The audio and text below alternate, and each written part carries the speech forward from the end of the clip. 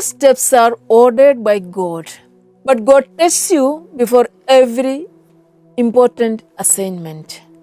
Dear friends, the church at this juncture invites us to relive the will of God through His Son for the world.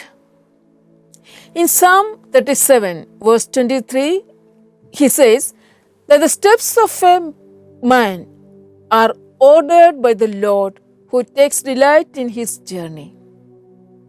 Though he falls, he will not be overwhelmed, for the Lord is holding his hand.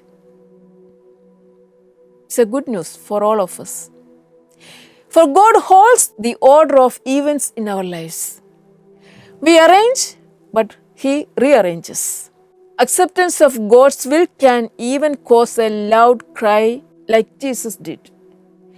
The will of God can be scary, self-sacrificing, and very demanding often. But God is into your heart's ache. When Abraham raised his hand to sacrifice Isaac, his son, on an altar at Moriah, Abraham was obeying the will of God, but with pain. An obedience testing Abraham's faith and sacrificial spirit at the cost of his own son is what we witness here. When he was about to slay his son, God sends an angel. An angel stopped Abraham and God replaced Isaac with a ram.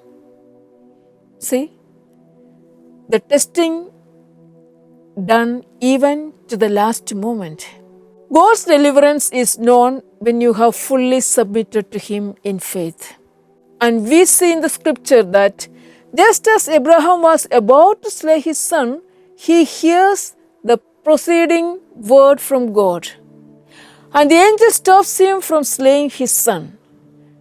God sees to the proceedings of your life and is each step by step as He wills. He never delays, but God keeps the order of your life.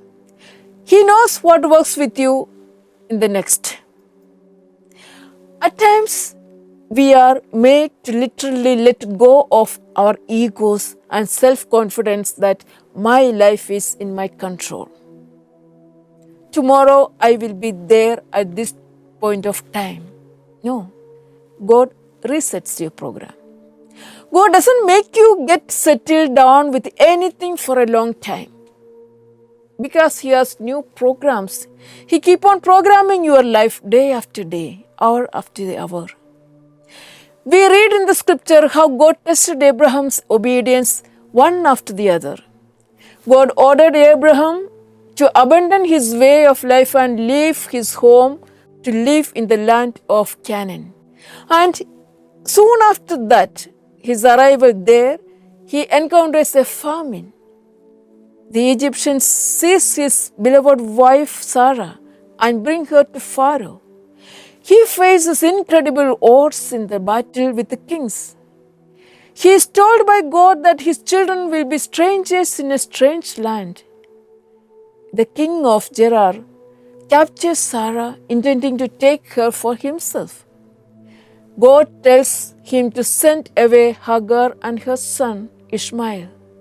And then Abraham is told by God to sacrifice his dear son Isaac upon an altar. Man doesn't live by the bread alone, but by the word that proceeds from the mouth of God. The steps of a man are ordered by the Lord. And Abraham withstood all this testing ground, and God kept on accompanying Abraham through thick and thin of his life. This God of Abraham is our God too. He will direct our ways too. He will journey through the different seasons of our life too, provided we make God part of our planning and consultation. He becomes our planner and consultant.